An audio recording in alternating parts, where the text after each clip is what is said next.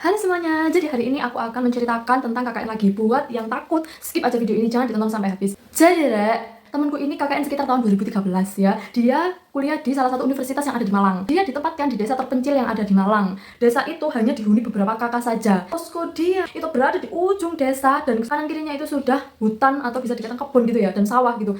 Jadi kegiatan mereka awali. Dan di hari pertama itu tadi mereka sudah mulai prepare menata poskonya. Hari kedua, karena memang jadwalnya itu mereka ada kegiatan di sekolahan di desa itu, mereka memasak dengan jumlah cukup besar karena nanti niatnya pulang sekolah itu langsung mau makan siang, tidak mau masak lagi kan. Setelah selesai kegiatan di sekolahan, mereka kembali ke posko. Mereka kaget karena makanannya sudah habis, tak tersisa. Keesokannya seperti itu lagi, dengan mensiasati menaruh makanannya itu ke dalam lemari dan dikunci di gembok. Pada saat itu mereka beraktivitas di sekolahan SD yang ada di desa itu. Pulang dari sekolahan SD, mereka membuka lemari dan mau mengambil lauk yang sudah dimasak pagi hari itu tadi. Ternyata juga hilang. Mulai konflik satu sama yang lainnya. Gak mungkin tikus kucing masuk itu nggak mungkin, karena juga piringnya itu tidak ada yang tumpah pada saat itu gitu. Jadi kalau nggak kalian siapa? Sedangkan kuncinya ini kita sama-sama punya masing-masing gitu. Hari keempatnya mereka melakukan aktivitas seperti biasa. Mereka pergi ke sekolah tapi tidak dengan menyimpan makanan di lemari itu. Jadi mereka sudah capek, makanannya hilang terus, jadi mereka tidak masak untuk pulang sekolah. Nanti mereka masak ketika mereka sudah pulang sekolah saja, jadi langsung bisa dimakan begitu.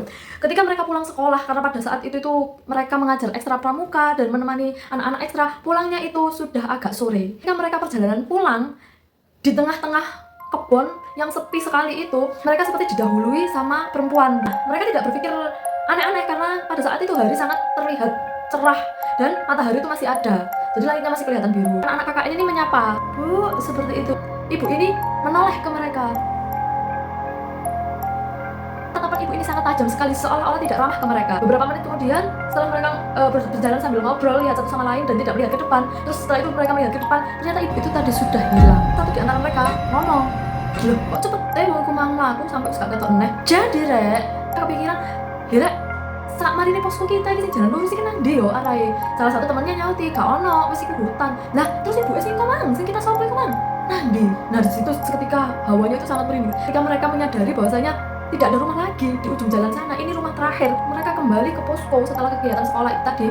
Mereka terkaget-kaget, semua barang yang ada di dalam posko itu berantakan, berserakan, entah berantah. Semua barang itu berada di lantai. Mereka kaget dong. Setelah itu mereka membereskan semua barang-barang yang berada di lantai yang berserakan ini. Dan salah satu teman dari mereka itu ada yang kesurupan. Tiba-tiba dia menjerit sekencang-kencangnya dan teriak-teriak untuk minta makan.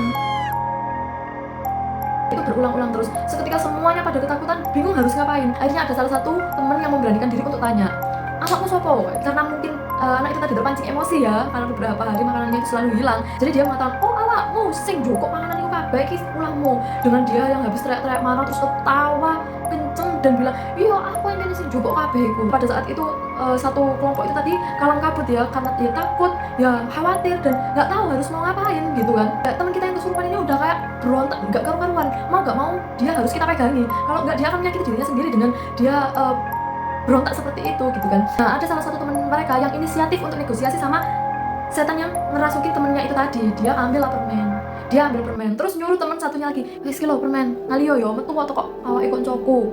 Agak calm down dan mengambil permen yang dikasihkan itu tadi. Dan kalian tahu apa yang dia katakan, yang kesurupan ini tadi? "Bilang sama mbak itu ya, aku mau ikut dia." Wah, itu pecah banget sih pada saat itu. Semua ketakutan, dan yang ngasih inisiatif ngasih permen ini tadi, yang berada di belakangnya teman kita itu tadi, itu kayak takut, bener-bener takut gitu. Terus Rafa dia bilang, jangan ikut aku. Terus anak kecilnya itu bisikin lagi, "Kenapa aku gak boleh ikut?" Dan beberapa menit kemudian ada tokoh agama di desa itu datanglah ke posko itu dan membantu menyembuhkan teman kita ini. Dan seketika itu mereka tidak mau lagi berada di posko itu. Mereka akhirnya dipindah ke posko yang lain, ke rumah warga yang mau mereka tempati. Begitu Jadi hari ini aku masih pakai gelang yang ada di keranjang kuning aku. Kalau kalian mau samaan, check out aja ya. Jangan lupa klaim gratis ongkirnya biar gratis ongkirnya. See you in the next videos.